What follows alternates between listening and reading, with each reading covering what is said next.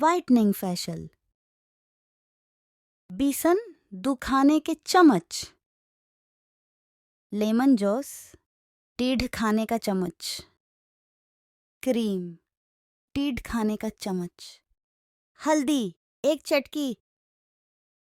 तरकीब: बेसन में लेमन जूस, क्रीम और हल्दी मिलाकर का गाढ़ा सा पेस्ट बनाकर चेहरे पर लगाएं।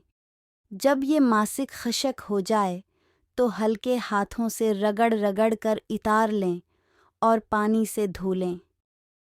आपकी रंगत चमक उठेगी और रंग भी गोरा होगा और चेहरे के गैर ज़रूरी बाल भी आहिस्ता आहिस्ता कम होकर ख़त्म हो जाएंगे।